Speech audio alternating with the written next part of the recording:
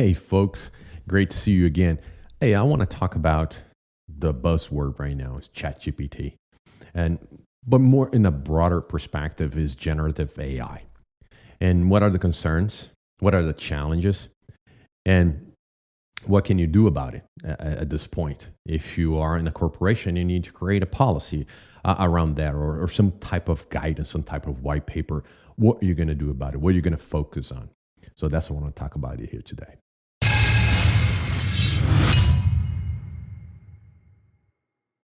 Well, ChatGPT is the hot word. That's the buzzword right now across the interwebs, if you will. But there are three types of implementation, three type of strategy that you can do within the organization. And now I'll focus on not the corporate owned generated developed AI, but more of the external AI functionality, APIs, and so forth, where your data is being posted and training. Your data is used to be trained or to train these AI, such as ChatGPT.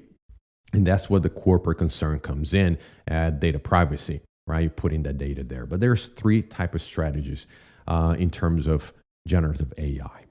So one is out of the box use, right? You just go to ChatGPT and type your questions, your concerns, what you want to get out of it right at the prompt. That is only the one strategy. And you have to evaluate the pros and cons within your organization of doing so. There are some concerns if you take that strategy. One, of course, is privacy. Are you putting customer data there? Are you putting other type of perhaps regulated data in there that you perhaps not aware of? And now you having that data being used not to get a nice outcome that you're looking for, but also using that data to train the AI in the public domain. The second will be contractual obligations. So when you use this type of open AI, you have contractual obligations that you have to be concerned with. Are you perhaps having contract infringements as you trying to do this in terms of intellectual property? Are you putting any of those in that public open AI, just trying to make your job easier doing so? So another angle to look at it. The third I want to bring attention is ethical risks. The ethical risks also is a concern. Let's say you are a professional bound to ethics. Let's say you are a doctor, an MD, or an attorney that is bound to a certain ethics to perform his or her profession, and that you cannot use ChatGPT, for example, if you're an attorney, to defend your client.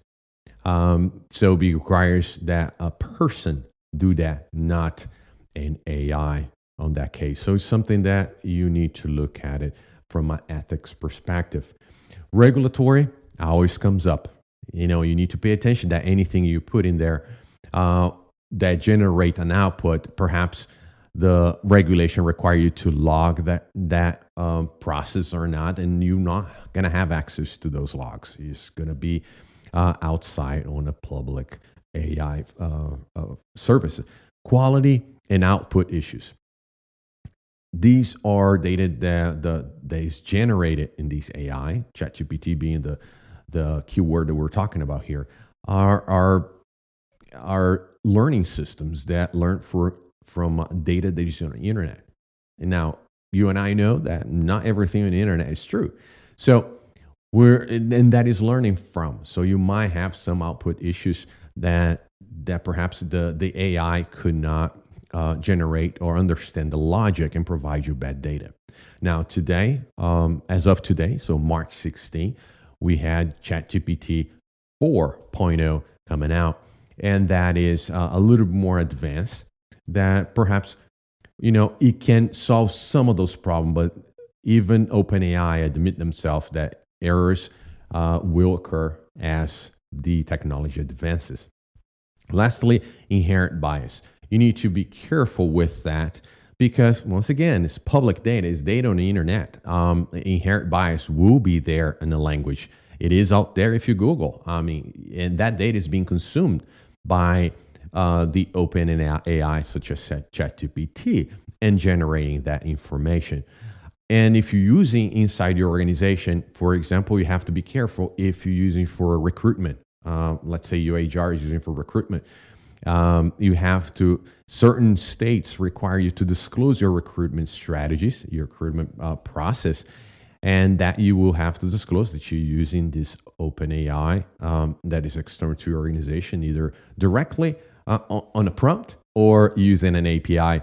But those hiring practices will have to be disclosed, and that you need to understand what the local laws are for those. So those are just a few areas that you need to be concerned with, that you need to address as an organization on your policy, so that is clear for the entire organization what are your concerns are. Well, that's the use out of the box. The second use is more specialized use. You use, once again, you continue using that open API, that open AI into your system, but now you train that to be focused, and the outputs will be focused on your organization, on your data. Now, they will get better results that are pertinent to your organization, pertinent to what you're looking for. And there are, and I will not mention anyone here because I don't want to endorse anything. However, there are Chrome plugins that provide that service that you can download on your Chrome, and when you log into ChatGPT, it creates that environment where it's just a click and go that you can create SEO messages and blogs and so forth.